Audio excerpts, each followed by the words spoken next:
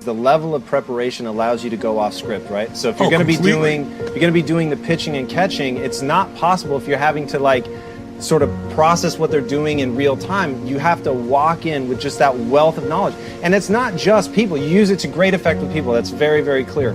But it isn't just people. It's anything that you're trying to be great at. That's right. To go in and just put it an inhuman level of dedication. It's about not being an effing dabbler.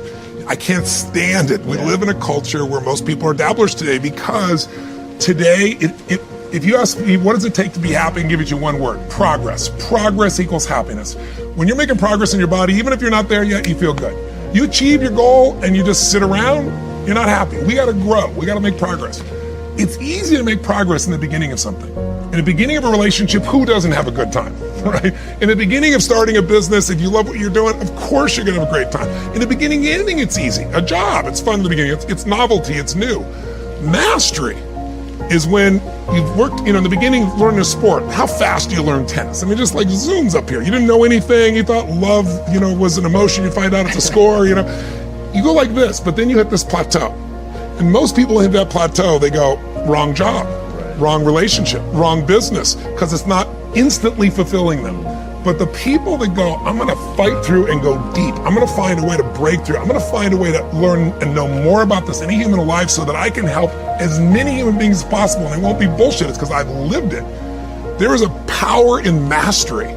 And how many people do you know are really committed to mastery today? Most people dabble in a million things, they master nothing, and they wonder why they're unfulfilled. Because they're running for the sugar, the next thing that feels good, instead of getting past what doesn't feel good and getting to where you own something. That's what my life's about. And I think in people's lives, there's only maybe a half dozen, 7, 8 categories that really matter. Most people, they major in minor things. They focus on stuff that doesn't matter. They know more about this celebrity going in and out of rehab than they do about their own personal development.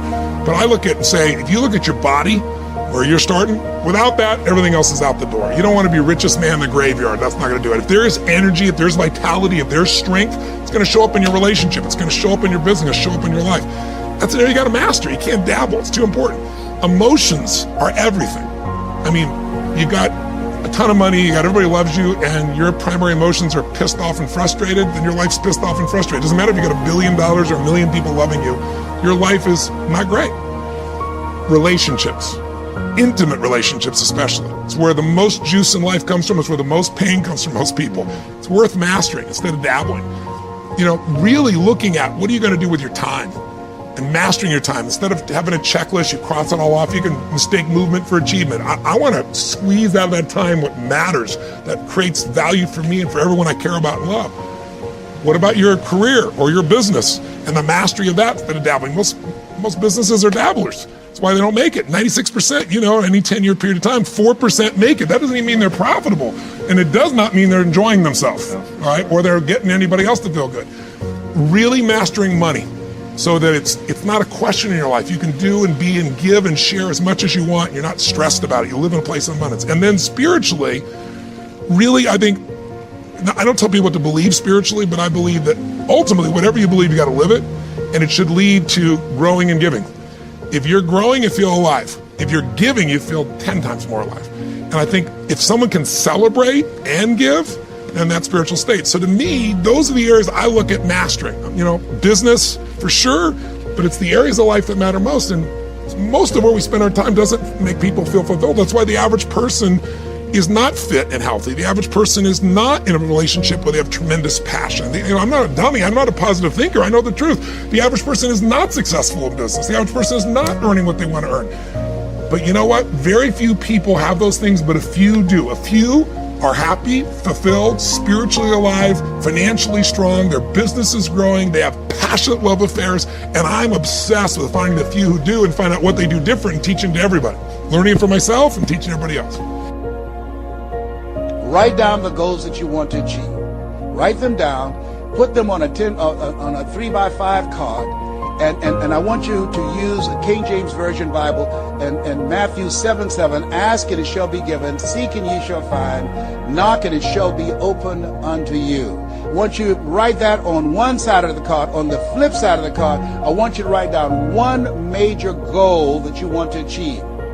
and you want to read that 3 times a day. 3 times a day. What are you doing? You're hypnotizing yourself, and you're dehypnotizing yourself. What you're doing is you are dispelling the myths and all of the spells that you're living under. I think that a poverty mindset is a spell.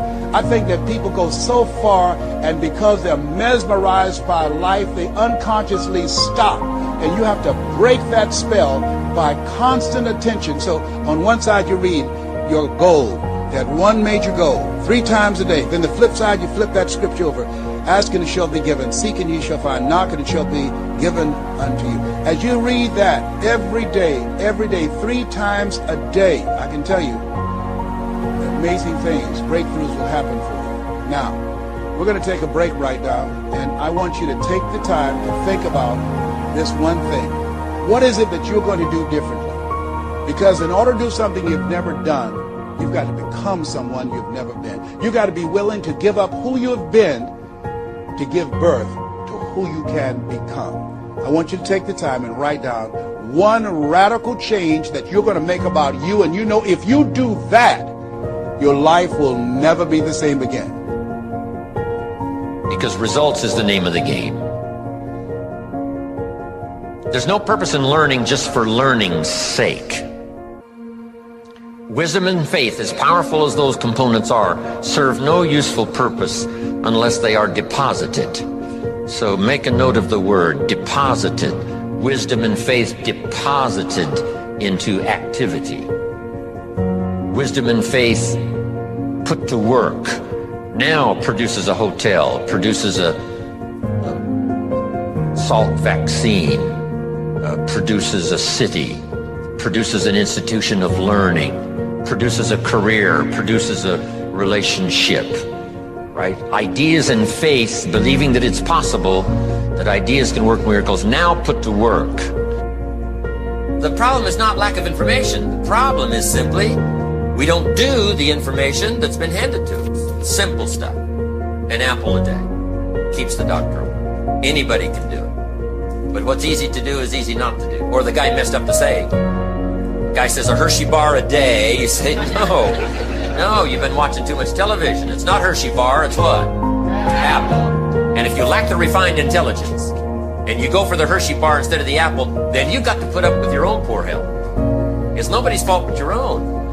A few basics you won't practice, a few ideals you won't let them serve you, then you got to put up with your own empty bank account, empty heart, empty soul, not enough vitality, not enough health. I'm telling you, anybody that wants to can rearrange all of that. And here's where life change starts. For your notes, I can't give it to you in any simple form.